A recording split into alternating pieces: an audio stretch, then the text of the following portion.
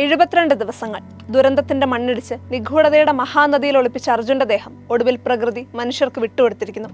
സഹജീവിക്ക് വേണ്ടി ഒരുപറ്റം മനുഷ്യർ നടത്തിയ തെരച്ചിലും കരുതലും കാത്തിരിപ്പും ചരിത്രമായി. ജൂലൈ 16-ന് മണ്ണിടിച്ചിൽ കാണാതായ അർജുനെ ലോറി സഹിതം ഗംഗാവലിപ്പുഴയുടെ ആഴങ്ങളിൽ നിന്ന് ഉയർത്തിയെടുത്തപ്പോൾ കേരളത്തിന്റെ കണ്ണുകൾ ഈറനായി. കണ്ണീർ തുടച്ചുകൊണ്ട് ലോറിയുടമ മനാഫ് പറഞ്ഞ വാക്കുകൾ കൊണ്ടല്ലാതെ ഈ വീണ്ടെടുപ്പിനെ വിശദീകരിക്കാനാകില്ല. സന്തോഷമില്ല, പക്ഷെ സമാധാനമുണ്ട്. കഴിഞ്ഞ 72 ദിവസം കരയിലും ആപത്കരമായ കുത്തൊഴുക്കുള്ള ഗംഗാവലിപ്പുഴയിലും തിരച്ചിൽ നടത്തുമ്പോൾ അർജുന്റെ കുടുംബത്തോടൊപ്പം നെഞ്ചുലഞ്ഞ് കാത്തിരുന്നവരിൽ ലോറിയുടമ മനാഫും ഉണ്ടായിരുന്നു. ലോറിയിൽ കള്ളത്തടിയായിരുന്നു എന്നത് ഉൾപ്പെടെയുള്ള നുണകൾ പ്രചരിപ്പിച്ച സമൂഹ മാധ്യമങ്ങളിലെ സാമൂഹ്യ വിരുദ്ധർക്ക് മുന്നിലേക്കാണ് ആ ലോറിയും അർജുനും ഉയർന്നു വന്നത്. അതേക്കുറിച്ച് സൂചിപ്പിച്ചുകൊണ്ടാണ് മനാഫ് തനിക്ക് സന്തോഷമില്ല, സമാധാനമുണ്ട് എന്ന് വിതുമ്പിക്കൊണ്ട് പറഞ്ഞത്. അർജുനൊപ്പം തന്റെ ചോദ്യം ചെയ്യപ്പെട്ട സത്യസന്ധതയുടെ തെളിവ് കൂടിയാകാം ഇന്നലെ അദ്ദേഹം കണ്ടത്. വികസിത രാജ്യങ്ങളിൽ പോലും ഉപേക്ഷിച്ചേക്കാവുന്ന അത്ര നീണ്ട തെരച്ചിലാണ് ഇടവേളകൾ ഉണ്ടായിരുന്നുവെങ്കിലും അർജുന് വേണ്ടി ശിരൂരിൽ നടത്തിയത്. വിഫല ശ്രമങ്ങളുടെ കുത്തൊഴുക്കിലും നിരാശയിലും മുങ്ങാതെ തിരച്ചിൽ തുടർന്ന മനുഷ്യർ ശിരൂരിൽ ചരിത്രം എഴുതി. ചെറിയ വീഴ്ചകൾ ഒഴിച്ചാൽ ഔദ്യോഗിക അനൌദ്യോഗിക സംവിധാനങ്ങളെല്ലാം സജീവമായിരുന്നു.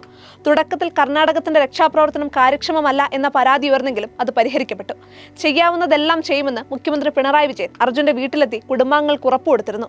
തെരച്ചിൽ തുടരുമെന്നും പണത്തെക്കുറിച്ച് ആശങ്കപ്പെടേണ്ടെന്നുമാണ് കാർവാർ MLA സതീഷ് കൃഷ്ണ സെയിൽ ദിവസങ്ങൾക്ക് മുൻപ് ധൈര്യപ്പെടുത്തിയത്. തെരച്ചിൽ നിർത്തില്ലെന്ന് പറഞ്ഞ് കേരളത്തിനും കർണാടക സർക്കാരിനുമിടയിൽ നിരന്തരം ആശയവിനിമയം നടത്തിയ കോഴിക്കോട് MP MK രാഘവൻ, സൈന്യം, പോലീസ്, സന്നദ്ധ സംഘടനകൾ, മത്സ്യത്തൊഴിലാളികൾ, മുങ്ങൽ വിദഗ്ധനായ ഈശ്വർ മാൽപേ, വിവാദങ്ങൾക്കിരയായെങ്കിലും തന്നാലാകുന്ന പരിശ്രമങ്ങൾ നടത്തിയ രക്ഷാപ്രവർത്തകൻ രഞ്ജിത്ത് ഇസ്രായേൽ, ഇങ്ങനെ നിരവധി മനുഷ്യർ ഈ രക്ഷാപ്രവർത്തനത്തെ പല വിധത്തിൽ മുന്നോട്ട് കൊണ്ടുപോയവരാണ്.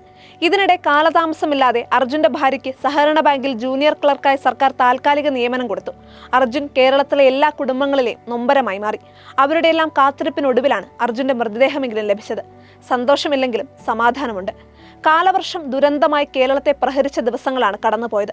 മഴ കുന്നുകളെ ഇടിച്ചിറക്കിയ ദിവസമായിരുന്നു അർജുനെ കാണാതായത്. ഇന്നലെ അദ്ദേഹത്തിന്റെ മൃതദേഹം വീണ്ടെടുക്കുമ്പോഴും ശിരൂരിൽ മഴയായിരുന്നു.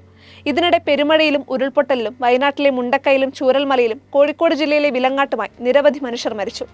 2018-ലെ പ്രളയം മുതൽ ഇങ്ങോട്ട് നാം കൈകോർത്ത് നിന്നതുകൊണ്ട് മാത്രമാണ് ഇത്രയെങ്കിലും അതിജീവിക്കാനായത്. നമ്മൾ എഴുതിയ ചരിത്രമാണത്. പക്ഷെ അതിന്റെ വരികൾക്കിടയിൽ പരേതരുടെ സങ്കീർത്തനമുണ്ട്. ഒരു മഴയെ തൊലിച്ചു പോകാവുന്ന അത്ര ചെറിയ ആയുസിന്റെ മൺകൂടാരങ്ങളെക്കുറിച്ച്, വെറുപ്പിന്റെയും വിദ്വേഷത്തിന്റെയും ഒഴുക്കിൽപ്പെട്ട സാഹോദര്യത്തെ വീണ്ടെടുക്കാൻ സമയം കുറവാണെന്ന്.